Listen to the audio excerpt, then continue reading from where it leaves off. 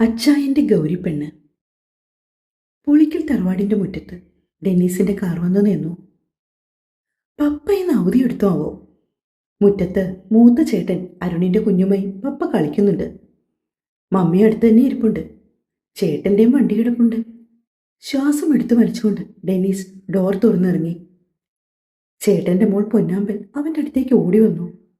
എന്നടാ പൊന്നെ, മിഠായി കുറച്ച് കഴിഞ്ഞു വാങ്ങിത്തരാട്ടോ. ഡെന്നീസ് കാറിൻ്റെ പിറകിലെ ഡോർ തുറന്ന് കൊടുക്കുന്നത് കണ്ടപ്പോൾ മമ്മി എഴുന്നേറ്റു. ഇതാരാ? ഇവൻ്റെ കൂടെ വേറൊരാള്. ഗൗരി മടിച്ചു മടിച്ച് കാറിൽ നിന്നിറങ്ങി. ഇതാരാടാ മോനെ? മമ്മി ചോദിച്ചപ്പോൾ ചേട്ടനും ടീന ചേച്ചിയും അവിടേക്ക് ഇറങ്ങി വന്നു. ഡെന്നീസ് എല്ലാവരെയും നോക്കി. ഇവൾ ഗൗരി കോളേജിൽ എൻ്റെ ജൂനിയറായിരുന്നു. ഞങ്ങൾ തമ്മിൽ ഇഷ്ടത്തിലാണ്.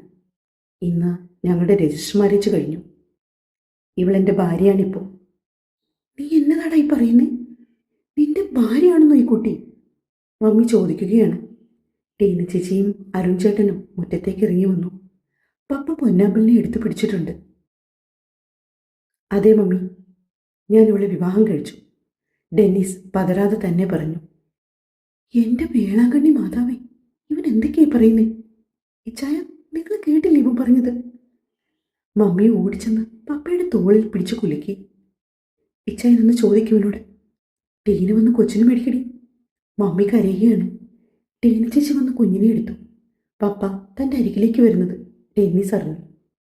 അടിയുറപ്പാണ്, അവനതറിയാം. തോമസ് പുളിക്കൻ ഡെന്നീസിൻ്റെ അടുത്ത് വന്ന് നിന്നു. അവനെ മറിഞ്ഞു നിന്ന ഗൗരിയോട് മുൻപോട്ട് മാറി നിൽക്കാൻ പറഞ്ഞു.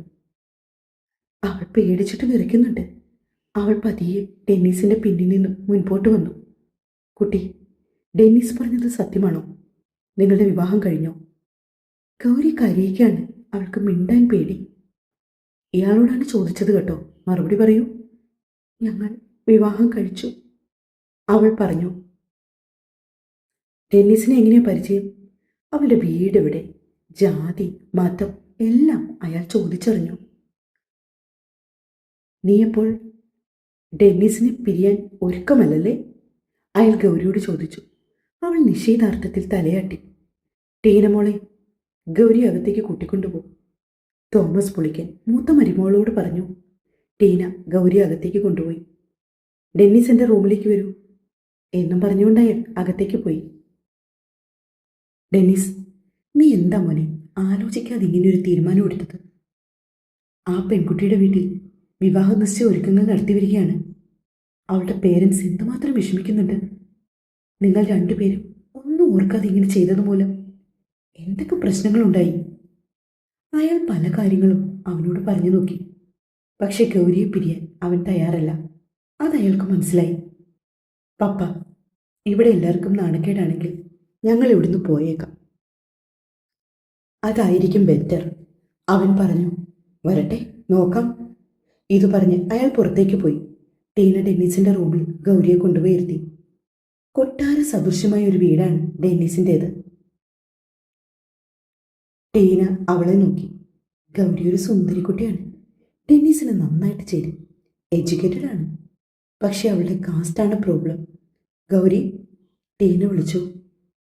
ഇയാളെക്കുറിച്ച് ഈ വീട്ടിലറിയാവുന്നത് എനിക്ക് മാത്രമായിരുന്നു. ഡെന്നീസ് പറഞ്ഞായിരുന്നു ഇയാളെ കൂട്ടിക്കൊണ്ടുവരാൻ പോവാണെന്ന്. ഗൗരി ഇരുന്ന് കരയുകയാണ്. എന്തായാലും ഇനി കരഞ്ഞിട്ട് കാര്യമില്ല, നടന്നത് നടന്നു. ബാക്കി വരുന്നിടത്ത് വെച്ച് കാണാം. ടീന അവളെ ആശ്വസിപ്പിച്ചു. അപ്പോഴേക്കും ഡെന്നീസ് റൂമിലേക്ക് വന്നു. മമ്മി റൂമടച്ചിരിക്കുകയാണ്. ചേച്ചി, ഒന്ന് പോയി വിളിക്കുമോ മമ്മിയെ? ഡെന്നീസ് ടീനയോട് ചോദിച്ചു. നോക്കട്ടെ എന്ന് പറഞ്ഞ് അവൾ പോയി. ഗൗരി കരയുന്നത് ഇതുവരെ നിർത്തിയിട്ടില്ല. അത് കണ്ടപ്പോൾ അവൻ്റെ ഉള്ളൊന്ന് പെടഞ്ഞു. താൻ വിഷമിക്കേണ്ട ഗൗരി, പപ്പ വലിയ പ്രോബ്ലം കാണിച്ചില്ല. മമ്മി ടീന ചേച്ചി സംസാരിക്കുമ്പോൾ ഓക്കെ ആയിക്കോളും, അവൻ പറഞ്ഞു. എൻ്റെ രണ്ടാമത്തെ ചേട്ടനും വൈഫും ഉണ്ട്, തരുൺ ആൻഡ് മറീന. അവർ വൈകിട്ടേ വരും. ബാങ്കിലാണ് വർക്ക് ചെയ്യുന്നേ. പിന്നെ ഇവിടെയുള്ളത് എൻ്റെ വല്യമ്മച്ചിയാണ്. പള്ളിയിൽ പോയതാ. വരാൻ ടൈം ആകുന്നേ ഉള്ളൂ. ഇപ്പം ഏകദേശം ഐഡിയ കിട്ടിയില്ലേ? അവൻ ചോദിച്ചപ്പോൾ അവൾ തലയാട്ടി. താഴെ വല്യമ്മച്ചിയുടെ സംസാരം കേട്ടു. ആ, വല്യമ്മച്ചി വന്നു കേട്ടോ ഗൗരി, ഡെന്നീസ് പറഞ്ഞു. വല്യമ്മച്ചി വിളിക്കുന്നു ഡെന്നീസ്. ടീന ചേച്ചി വിളിച്ചു പറഞ്ഞപ്പോൾ അവൻ അങ്ങോട്ട് ചെന്നു.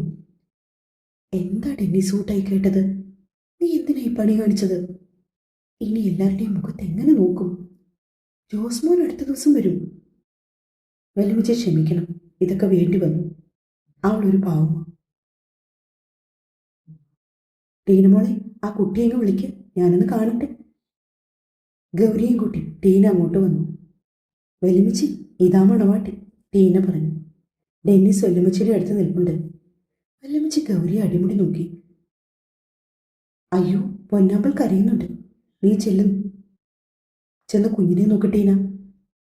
ടീന പുറത്തേക്ക് പോയ തക്കത്തിന് വല്യമ്മച്ചി ഡെന്നീസിന് ഒരു ഷെയ്ക്ക് ഹാൻഡ് കൊടുത്തു. എൻ്റെ മോനെ, നീ പിടിച്ച പിടിയാൽ ഈ കൊച്ചിനെ കൊണ്ടുവന്നത് എന്തിനാന്ന് എനിക്കിപ്പോഴാണ് മനസ്സിലായത്. നിങ്ങൾ രണ്ടാളും ചേരൂട്ടോ. മോള് വിഷമിക്കണ്ട, എല്ലാം നേരെയാകും. വല്യമ്മച്ചി അവളുടെ കണ്ണുകൾ തുടച്ചു, അവളുടെ നെറുകയെ ചുംബിച്ചു. മമ്മി പിണക്കമാണ് വല്യമ്മച്ചി, അവൻ പറഞ്ഞു. പെറ്റ് വയറല്ലേ മോനെ, കുറച്ച് ദണ്ണം കാണും. വൈകിട്ട് തരുണും മറീനയും വന്നപ്പോഴാണ് വിവരമൊക്കെ അറിഞ്ഞത്. അവൾ ഉറഞ്ഞു തുള്ളി. എവിടെ ആ സുന്ദരിക്കോത? അവൾ ഗൗരിയുടെ മുറിയിലേക്ക് പോയി. ഡെന്നീസ് കുളിക്കുകയായിരുന്നു. ഡി, മറീന വിളിച്ചു. ഗൗരി കട്ടിലിൽ തന്നെ ഇരിക്കുകയായിരുന്നു. അവൾ പെട്ടെന്ന് പിടഞ്ഞെഴുന്നേറ്റു. മറീന അധികാരത്തോടെ മുറിയിലേക്ക് ചെന്നു. ഓ, നീയാണല്ലേ ആ സുന്ദരി. പണമുള്ള വീട്ടിലെ ആമ്പിള്ളാരെ കണ്ണും കാലും കാണിച്ച് മയക്കുമല്ലടി. നീ ഒരുത്തി കാരണം ഈ തറവാടിന്റെ സൽപ്പേരാണ് പോയത്. അറിയാൻ മുടി നിനക്ക്. പൊയ്ക്കോണം, നീ വന്ന വഴിക്ക് കേട്ടോ. മറീന ഗൗരിയോട് ദേഷ്യപ്പെടുകയാണ്. മറീന, മതി, നിർത്ത്. വെറുതെ നീ എന്തിനാ ആ കുട്ടിയെ കുറ്റപ്പെടുത്തുന്നത്? ഡെന്നീസ് അല്ലേ അവളെ വിളിച്ചോണ്ട് വന്നത്? ടീന ചേച്ചിയാണ് പറയുന്നത്. അല്ല ചേച്ചി, ഇവർക്ക് നമ്മുടെ ചെറുക്കനെയാ കിട്ടിയത്. നമ്മളൊക്കെ ഇവളുടെ പ്രായം കഴിഞ്ഞല്ലേ വന്നത്. എന്തെങ്കിലും ഒരു ചീത്തപ്പേര് നമ്മളൊക്കെ കേൾപ്പിച്ചിട്ടുണ്ടോ ചേച്ചി? ഇത് ഡെന്നീസ് വിളിച്ചപ്പോൾ തന്നെ അവൾ ചാടിപ്പോന്നു. മതി, നിർത്ത്. ഡെന്നീസ് സ്കൂളിൽ കഴിഞ്ഞു തോന്നുന്നു. ടീനി അവളോട് പറഞ്ഞു. ആരിത്? മറീനാമ്മ എപ്പോൾ എത്തി? എൻ്റെ സ്വീറ്റ് വൈഫിനെ പരിചയപ്പെട്ടോ? ഡെന്നീസ് ചോദിച്ചു. എൻ്റെ ഡെന്നീസേ, നീ തരക്കേടില്ല കേട്ടോ. പമ്മി ഇരുന്നിട്ട് നീ ഒരു പെണ്ണിനെ വിളിച്ചോണ്ട് പോന്നല്ലേ? മറീന കുത്തും കോളും വെച്ച് ഓരോന്ന് പറഞ്ഞുകൊണ്ട് തിരിഞ്ഞു നടന്നു. അപ്പോഴാണ് അവൻ ഗൗരിയെ ശ്രദ്ധിക്കുന്നത്. വന്ന വേഷത്തിൽ തന്നെയാണ് അവൾ. വേറെ ഡ്രസ്സൊന്നും എടുത്തിട്ടില്ല. ഗൗരി, ഞാനൊന്ന് പുറത്തു പോയിട്ട് വരാം. നിനക്ക് മാറാൻ ഡ്രസ്സൊന്നും ഇല്ലല്ലോ? അവൻ ചോദിച്ചു. അവൾ മറുപടിയൊന്നും പറഞ്ഞില്ല. നീ ഇങ്ങനെ പേടിക്കാതെ, എന്തായാലും ഇത്രയായില്ലേ. അവനവളെ ചേർത്ത് പിടിച്ചു. നീ എന്താ ഒന്നും പറയാത്തെ? വിഷ്ണു സാറിനെ കെട്ടാൻ പ്ലാനുണ്ടായിരുന്നോ? അവൻ കളിയായി ചോദിച്ചു. അപ്പോൾ തന്നെ അവളുടെ മുഖമിരുണ്ടു. ഞാൻ ചുമ്മാ പറഞ്ഞതാ നിന്നോട്, ഞാൻ പോയിട്ട് വരാം. അവൻ പോകാൻ ഇറങ്ങിയപ്പോൾ അവൾക്ക് ചെറിയ പേടി തോന്നി. പക്ഷെ അവൾ ഒന്നും മിണ്ടിയില്ല. മുറ്റത്ത് ഒരു കാർ വന്ന് നിന്നത് കണ്ട് ഡെന്നീസ് അവിടേക്ക് പോയി. പപ്പ കാറിൽ നിന്ന് ഇറങ്ങി വന്നു. ഗൗരി, അയാൾ ഉറക്കെ വിളിച്ചു. വിസിറ്റിംഗ് റൂമിലോട്ട് വന്ന ഗൗരി ആകെ വിളറി വെളുത്തു. അവളുടെ കാലുകൾ വിറയ്ക്കാൻ തുടങ്ങി. ഡെന്നീസിന്റെ പപ്പയുടെ കൂടെ അച്ഛനും അമ്മാവനും നിൽക്കുന്നു. തുടരും. നേരത്തെ എഴുതിയ കഥയാണ്, അതായത് 7 വർഷം മുന്നേ. ആ ഭാഗത്തെ ഒരുപാട് കാണും കേട്ടോ.